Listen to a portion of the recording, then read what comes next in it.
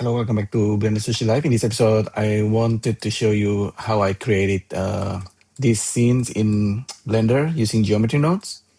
So Blender is now 5.1 beta.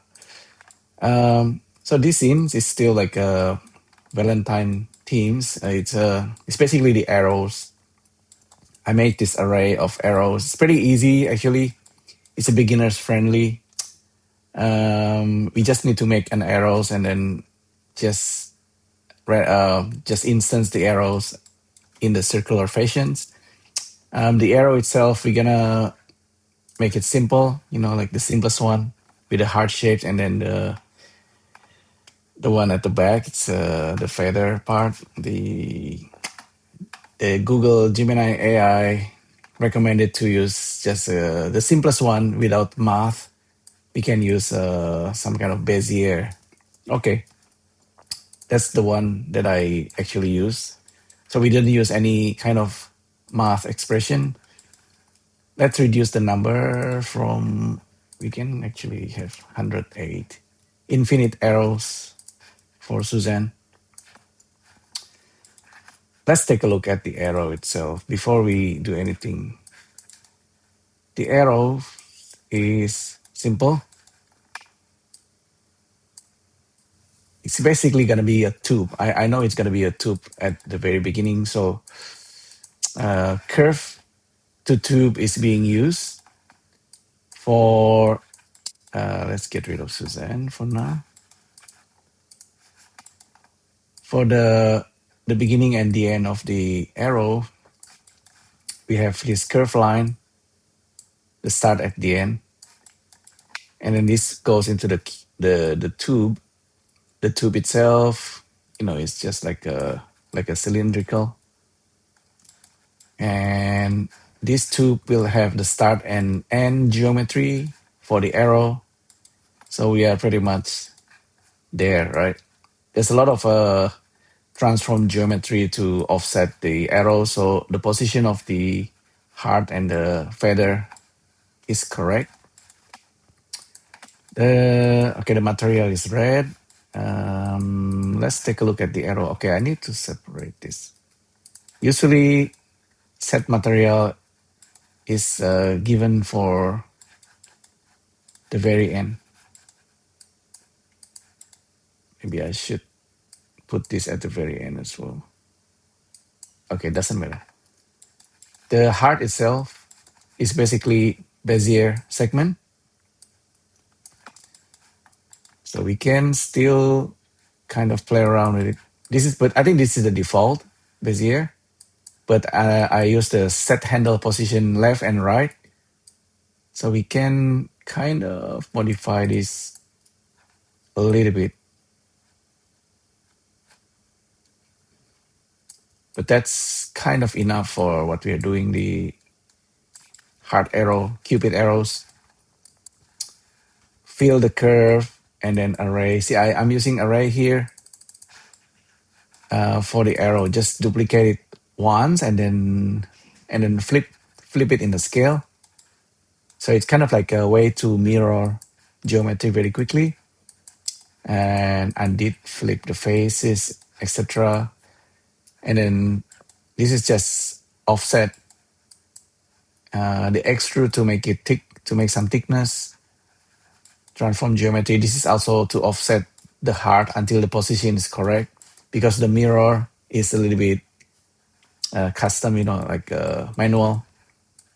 Anyway, combine everything, join geometry, set material, transform geometry, scale until the shape is correct. The other part, this arrow, okay, this part also is interesting, right? This part is made of weirdly named quadrilateral. I found this to be kind of interesting.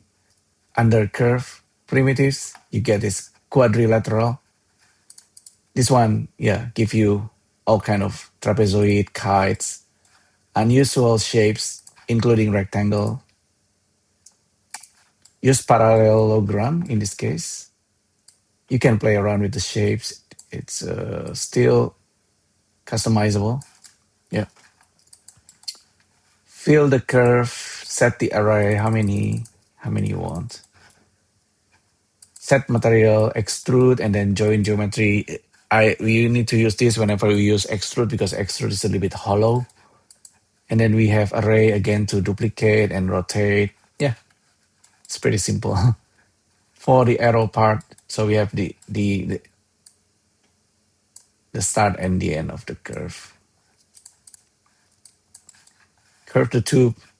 With this one, it's nice. We can resample the arrow, make it straight or maybe more curvy. It's up to you. And then transform geometry. We don't need this. Okay. The rest of them is pretty simple. Just array, magic of array.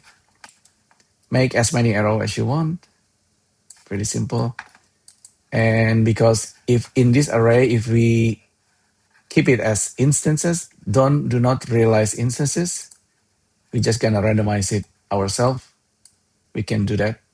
So randomize the rotations. So the arrow is gonna be spinning while flying, and then translate the instance if you want to, and randomize the position of the arrow. And this is just the adding the value to offset it.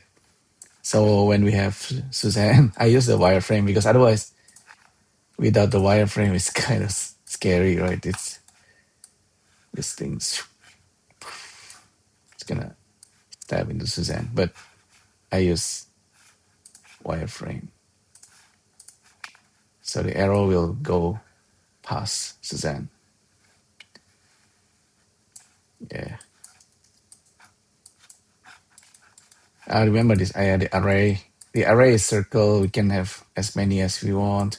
The radius. Oh, okay, this one if we don't need the radius. Actually, yeah, realize instance. If we realize instances, we don't need the random rotations, but we can scale the arrow if we want to. We don't need this. Just turn it off. Manually doing it, we have more control. All right, so that's the scenes. We can have as many arrows as we want. It's pretty cool. You might have seen something similar in the movie Jet. I forgot the title of the movie, but it's really cool. Yeah, this arrow, Dancing with Arrows. It's from movie Hero, I think. Thousands of arrows, and then Jet Li standing there. It's pretty cool. All right, so we have the procedural way to recreate similar scenes. In that movie, of course, they use particles and the arrows. I think they use Houdini or Maya. Yeah, with Blender, it's cool. It's cooler. You can just do it at home. All right. So hopefully you find this useful. Thanks again for tuning in, and I'll see you in the next video. Thank you. Bye.